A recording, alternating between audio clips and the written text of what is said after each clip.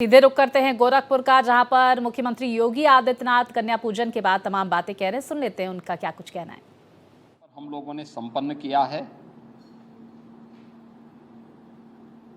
भारत के सनातन धर्म की परंपरा में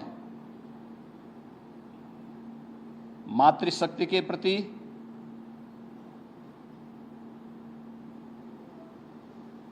नारी शक्ति के प्रति सनातन आस्था का यह पर्व एक नई प्रेरणा प्रदान कर रहा है। मैं इस अवसर पर पूरे प्रदेशवासियों को शारदीय नवरात्रि के 9वीं तिथि की बधाई देता हूं। जगत जननी मां भगवती उनके जीवन में शक्ति का संचार करे, उन्हें हर प्रकार से धन धान्य से परिपूर्ण करें, सुरक्षा और समृद्धि का नया आयाम प्रदान करें। ये मैं प्रदेशवासियों के लिए प्रार्थना करता हूं। ये मेरा सौभाग्य है कि मुझे आज यहाँ पे गोरखनाथ मंदिर की सनातन परंपरा के आयोजन के साथ कुंवारी कन्याओं के पूजन कार्यक्रम के साथ जुड़ने का सौभाग्य प्राप्त हुआ है। यहाँ पर वासंतीय नवरात्रि और शारदीय नवरात्रि के अवसर पर इस पूरे आयोजन के साथ हम लोगों को जुड़ने और सभी प्रकार के कार्यक्रमों को यहाँ पर पूरी भव्यता के साथ आयोजित करने का अवसर प्राप्त होता है। वास्तव में नारी शक्ति के वंदन का और नारी शक्ति के प्रति वर्तमान पीढ़ी को जागरूक करने का भी यह एक बहुत महत्वपूर्ण आयोजन होता है। ये पर्व हम सबको इस बारे में भी अवगत कराता है कि इस चराचर जगत की जो शक्ति है वो आदिशक्ति नारी शक्ति का ही एक रूप है। हम जिस जगत जननी मां भगवती की पूजा करते हैं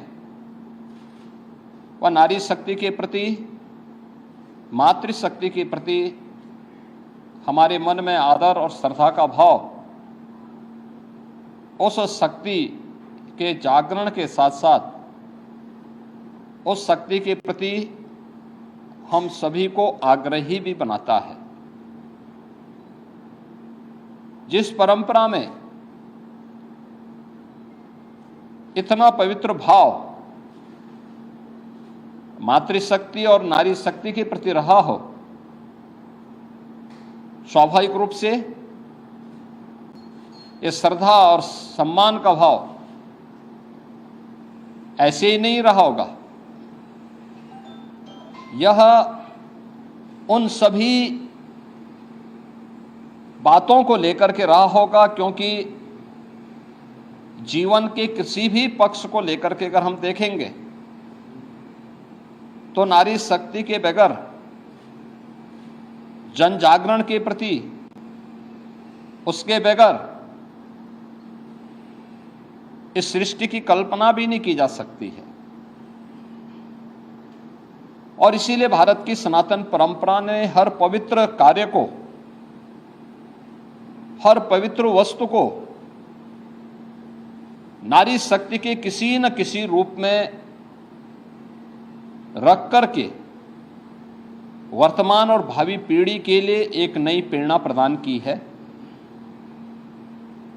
वर्ष में 2 बार वासंतीय चैत्र मास के वासंतीय नवरात्रि के अवसर पर और शारदीय नवरात्रि के अवसर पर हमें इस अनुष्ठान के साथ इसी भाव के साथ जुड़ने का अवसर प्राप्त होता है और ये हमारा सौभाग्य है कि मातृशक्ति के इस भाव को पहचानते हुए आज पूरे देश के अंदर बेटी बचाओ बेटी पढ़ाओ का कार्यक्रम हो, मातृवंदना का कार्यक्रम हो, या फिर नारी शक्ति बंधन अधिनियम के माध्यम से देश के सर्वोच्च पंचायतों में भी नारी शक्ति का उचित प्रतिनिधित्व हो, इसके लिए प्रधानमंत्री मोदी जी के नेतृत्व में पारित हुए अधिनियम इस बात की गवाही है। भारत ने हमेशा से नारी शक्ति के प्रति श्रद्धा और सम्मान का भाव रखा है। हर एक क्षेत्र में, हर कालखंड में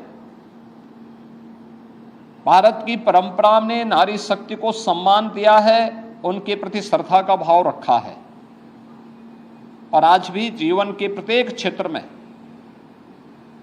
नारी शक्ति ने जहां भी उन्हें लीडरशिप मिली है, अपनी ताकत का एहसास, अपनी सामर्थ्य और शक्ति का एहसास पुरजोर तरीके से करके दुनिया को अचंभित किया है।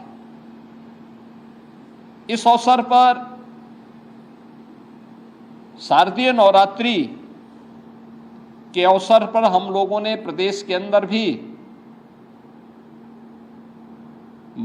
मातृशक्ति की सुरक्षा, उनके सम्मान और स्वावलंबन से जुड़े हुए